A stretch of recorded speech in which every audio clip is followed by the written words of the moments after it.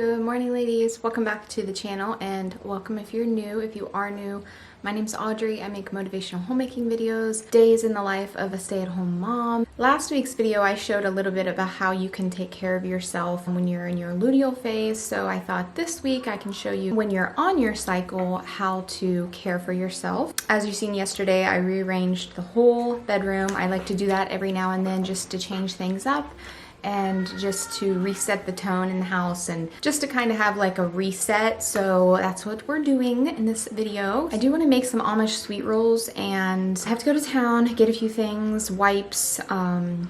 Josiah found a snake, so we're gonna get a little tank for that, and it'll be his little pet.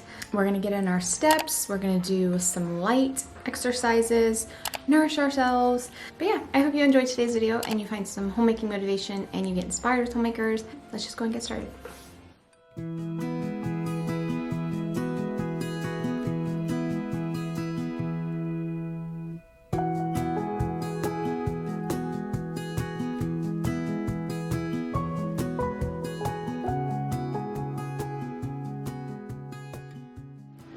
Alright ladies, we're getting ready to head out. This is today's outfit, and yeah, we're just gonna go do a few errands, get in our steps. Like I mentioned before, I changed up my room just because I've been feeling in a funk. I just don't know. Maybe it's just hormonal. I am on my cycle. So one thing I like to do is to watch like YouTube videos while I'm getting in my steps on the treadmill. It's just like a nice way to like fill my cup and to also like watch my favorite creators. But I was watching an old video of Caitlin's about how she thrives as a stay-at-home mom. I'll link it below for any of you stay-at-home moms, but I think it really helped give me a fresh perspective, just remind me of a few things. And I think that's what we need as stay-at-home moms, is just that reminder, and just some practical ways in which we can thrive as stay-at-home moms. But she had mentioned something that really resonated with me, was not to become bothered, but to learn how to become emotionally detached when things go awry, which they do every day. Whether it be like a meltdown, a tantrum, just like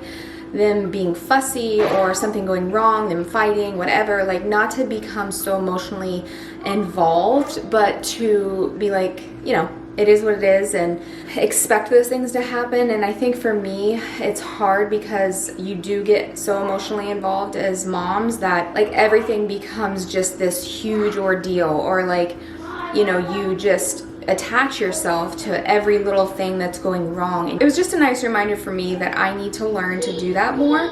Even just this morning, me practicing that, I just felt so much more light, not so like drained emotionally, like expect the things that happen, be like, okay, like whatever, like which I know, like when you're depleted and you're like very mentally and emotionally and physically exhausted, it's harder to do that, but those are the times you need to do it the most. So that's what I've been doing, and it's been really helping a lot. So I just wanted to share that with you. We are going to go through dry spells. We are going to go through seasons where we don't enjoy being a stay-at-home mom, and we don't have to like attach ourselves to those emotions either, and recognize that it's just a season, and that, you know, there's ways in which you can help yourself get out of that mindset. And that video really helped me. So anyways, all right, we're gonna go ahead and head out and do our errands.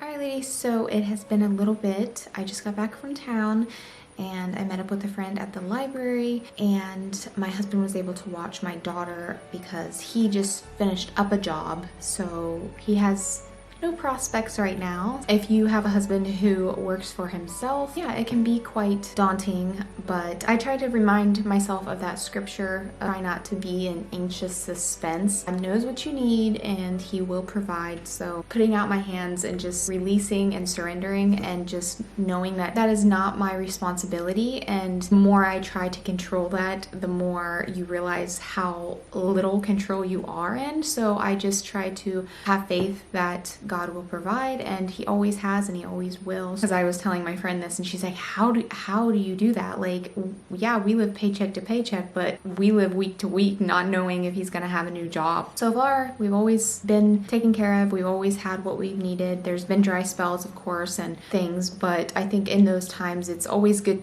as a way to like reflect and reprioritize and grateful and all those things. But nevertheless, it is, yeah, sometimes you just don't want to struggle anymore.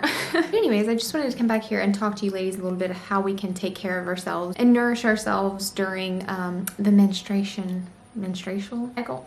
So I have a list of things here, one being first physical care. So obviously you want to prioritize sleep, gentle movements, walking, stretching, Pilates, avoid intense workouts, nourishing foods. You want to up your iron, rich foods, red meats, chicken, lentils, spinach, quinoa, pumpkin seeds, magnesium rich foods, dark chocolate, almonds, dehydration, warm teas, limit caffeine as much as possible. Comfort meals like stew. I'm getting ready to actually put some butternut squash. You ladies know I love that as my comfort. And then the teas for this time are ginger, so that's anti-inflammatory, eases cramps, red raspberry leaf tea, and chamomile, which is calming and relaxing. So for your emotional and mental care, allow yourself to slow down. Energy is at its lowest, so this is more of a time for like journaling, reflecting, not so much planning or problem solving. Practice self-compassion. It's normal to feel more sensitive, more like introspective. So for your soul, you want to kind of treat this time as like a way to reset, a time for like letting go of things. Mainly it's more of a time for like rest and reflection. This morning I was studying up on, because you know how sometimes you're working on maybe like a flaw of yours, or like you think that you've overcome like a personality trait, but then things are stressful or you get triggered, like it comes out. So, and I was thinking of that scripture about it's here at Romans 12:2 about being transformed and by making your mind over. I think it's nice to like reflect on nature or like creation as how we can learn from it. So I thought about the monarch butterfly and how the metamorphosis of a butterfly in general, and in comparison to you wanting to transform and become the best version of yourself mentally, emotionally, physically,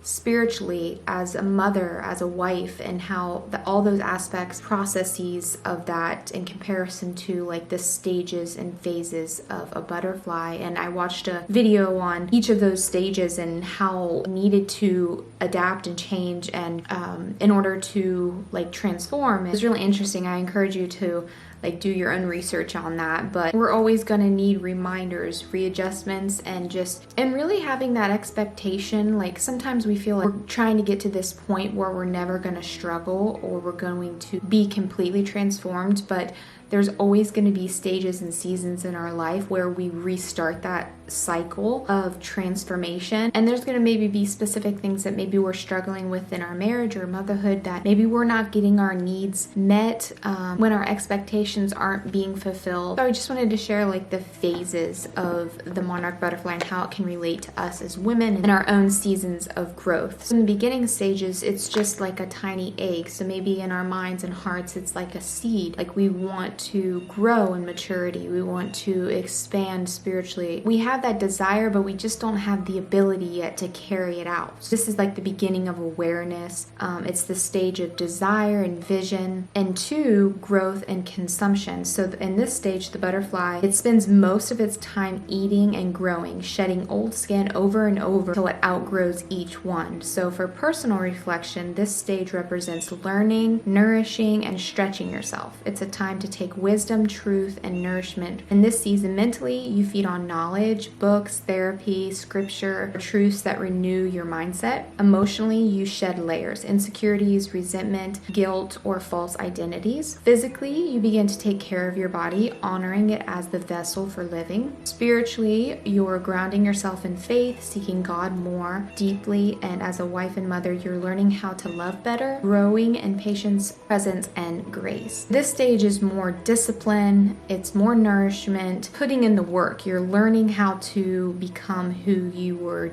created to be, in a sense, but every bit of growth is preparing you for the next phase. But in this season, growth is rarely graceful, but it's always necessary. 3 is the cocoon, transformation in darkness, which I think we all can relate to. For this, the butterfly stage, inside the cocoon, the caterpillar completely dissolves into liquid form, breaking down everything it once was to become something entirely new. The hidden, silent process. So for personal reflection, this is a season of surrender where deep inner transformation begins. It can feel like loss, confusion, even isolation. There's where the deepest breakthroughs form. So in this phase, mentally and emotionally, old beliefs and attachments die. You face your fears, forgiveness, and release what held you back. Physically, you may rest or slow down, even being forced to rest and slow down because of your central nervous system being quite dysregulated. You're learning to listen to your body instead of push through. Spiritually, you're learning trust and surrender. At times, you feel like your identity is being reconstructed. For the butterfly. Finally, the butterfly breaks free, but even this process takes strength. It might fight its way out of the cocoon. That struggle pumps life into its wings so it can fly. So for personal reflection, this is your rebirth or becoming, stepping into confidence, wholeness, and peace. It's when all inner work, everything you've done up until this point, the pain, the inner struggles, the tearful nights, the sleepless nights, all of it, you begin to show, it begins to show and reflect outwardly. All those little healthy habits, those disciplinary things that are done behind the curtain, whether it be like you taking care of yourself. In this season, mentally, you think clearly with compassion, not from fear, but with freedom. Emotionally, you respond instead of react. You walk in emotional maturity and peace. You have this inner confidence, like you're starting to develop your confidence. Physically, you feel aligned. Your habits reflect your values. Spiritually, you live with faith, grounded and resident in your purpose. We talked about the cycle continues. So even butterflies lay new eggs, symbolizing that growth is cyclical. You'll go through new metamorphoses in different seasons of life, stripping off that old personality and putting on the new one and continuing to do that day by day. I'm gonna go make some lunch and we'll see what else we can get into. I think I'm gonna go ahead and start the process of making those sweet Amish rolls. It's a beautiful fall day today, so maybe we can get outside, have a picnic. We'll see.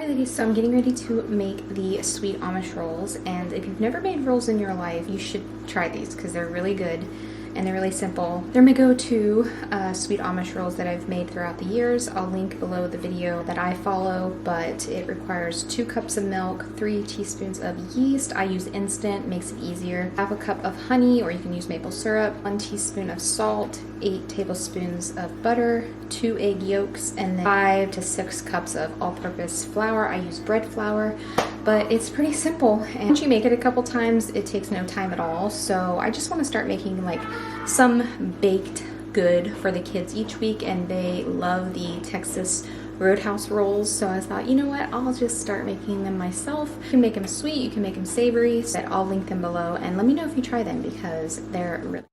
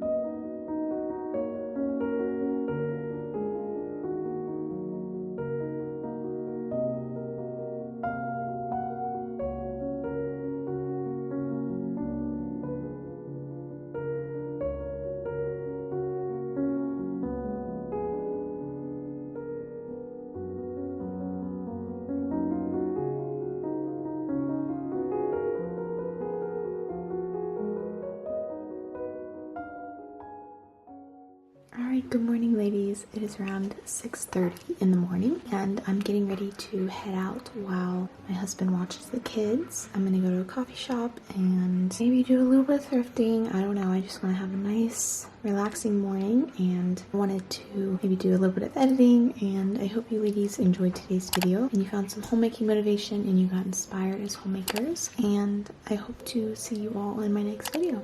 Alright.